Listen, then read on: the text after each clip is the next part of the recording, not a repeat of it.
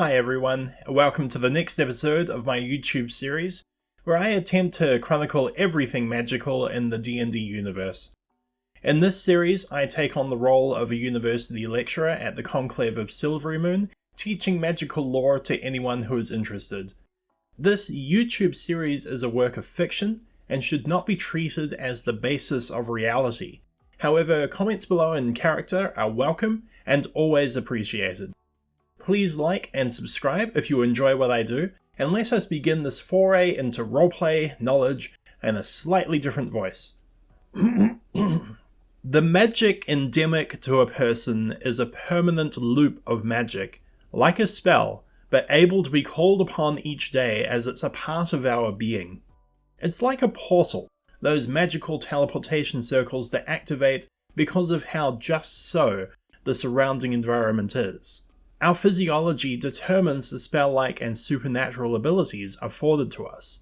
For example, all tieflings can cast Hellish Rebuke as an innate spell because all tieflings are tieflings.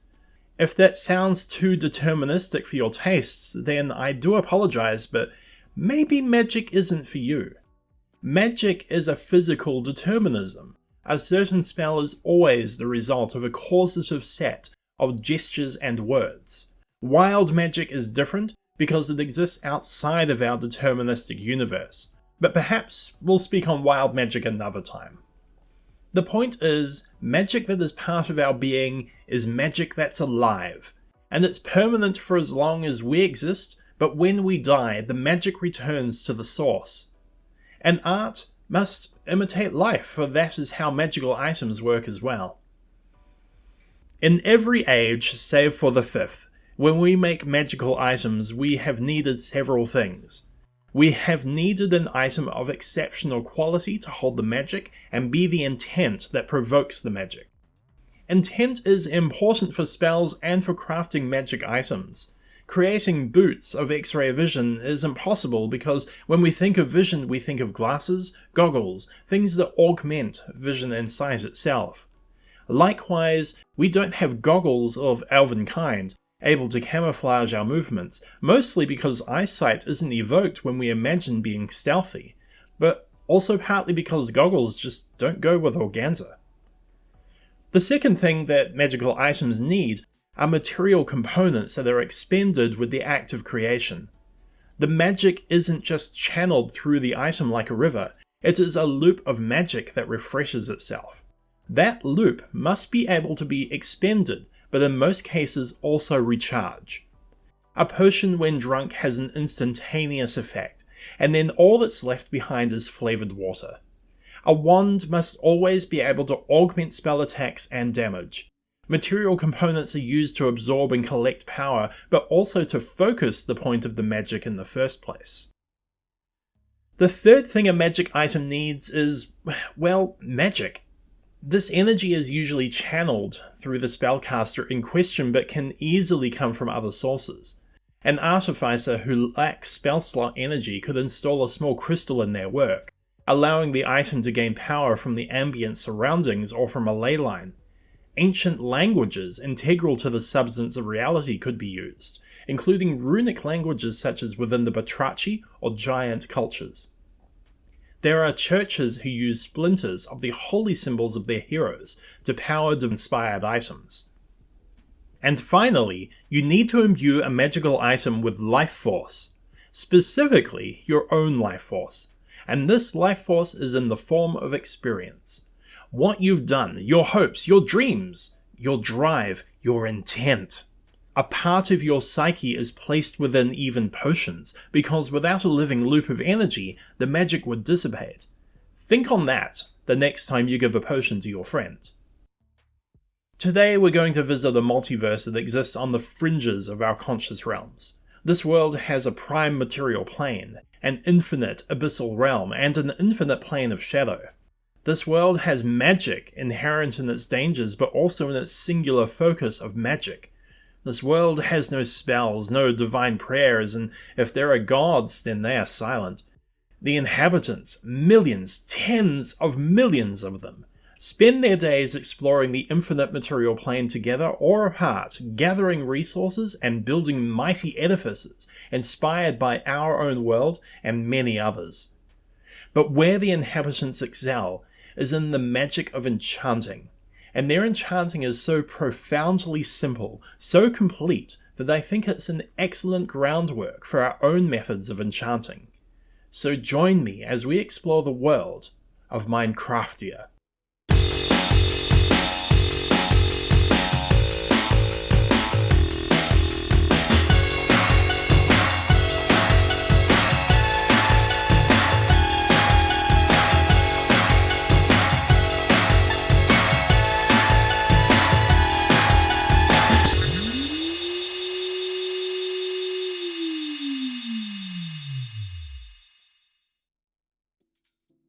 I wasn't joking about the infinite material plane. Minecraftia's surface area goes on for essentially ever. However, it seems that there is a balance of law and chaos, and the further out you go, the bonds of Concordia grow weaker, leading to a greater and growing field of randomness. It is said that one explorer intends to travel to the place where there is no longer any order, where the wastelands ripple and confound in a place that resembles limbo, known colloquially as the Farlands. This traveller has travelled thousands of days, and still hasn't reached this Farland, and perhaps never will, but I wish them luck on their journey. There exists necromancy of a kind. At night, skeletons and zombies are summoned in naturally, it seems, when their version of the Shadowfell, the void land known as the End, converges with the material plane. The zombies and skeletons seem to have the same basic template, appearing exactly the same, which suggests that they're not the reanimated remains of actual creatures. Rather, they appear to be more akin to humanoid constructs, perhaps even only appearing to be of necromantic origins. Interestingly, they only appear at night time, and not near anything brightly lit. They also appear underground in caves, where again there is a conglomeration of shadow. Like many undead, however, they are destroyed by natural sunlight. Inhabitants protect themselves using tools made from various materials. Weapons and gathering tools can be made from wood, stone, iron, gold, and diamond. Armor can be made from leather, chain, iron, and diamond. Items can be enchanted regardless of the materials used, though most enchantments do not increase the durability of the material, and so a magical wooden sword will still likely break long before a diamond sword with the same enchantment. To enchant an item, an enchanting table must be created. This is made using a universal recipe. One book is needed in order to advise the user what enchantment is available for an item. It also seems to be able to draw knowledge from other books nearby in order to expand its magical acumen. It needs 2 diamonds, theoretically to focus the magic, or perhaps to attract and anchor magic into the item as part of the enchanting process. Finally, the force of magic is so strong that a powerful base is needed, in this case strengthened volcanic glass or obsidian. The result is a gold-edged book that hovers above a table of obsidian, the corners of which are edged in diamond.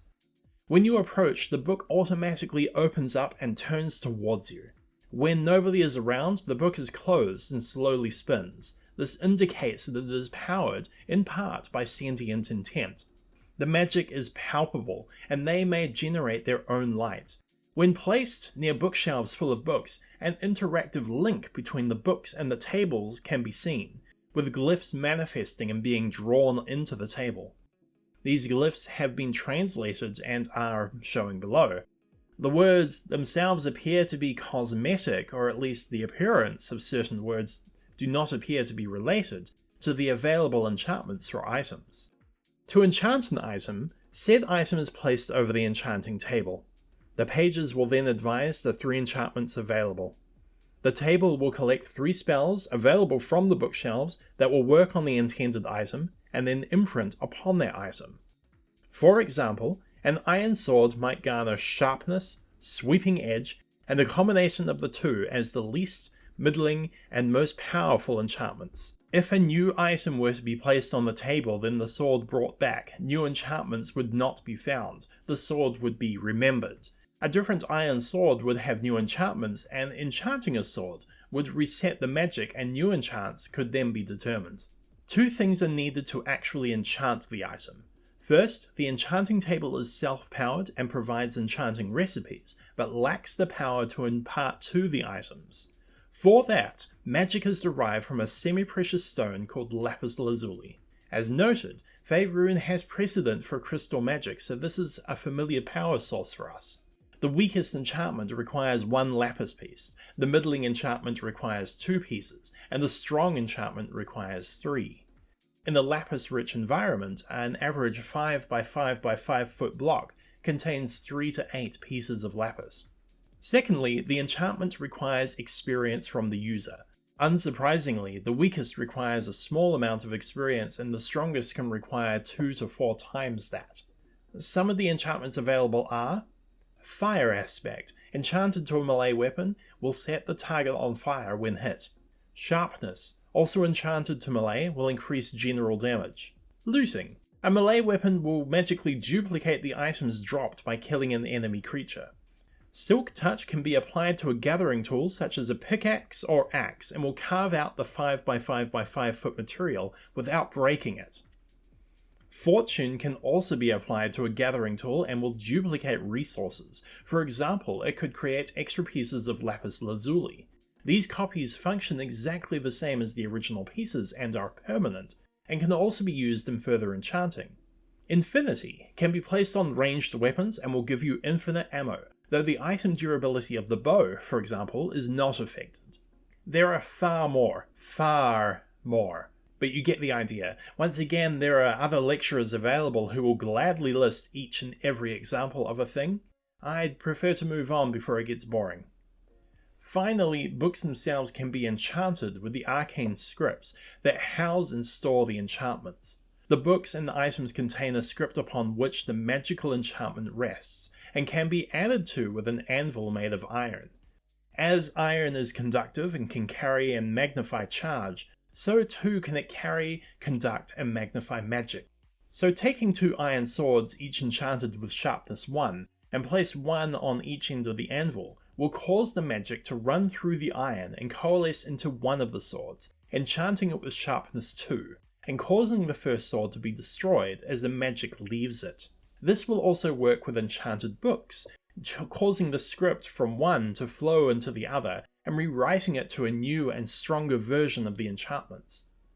Because the magic is already inherent in the items and stacked, no further lapis lazuli is needed.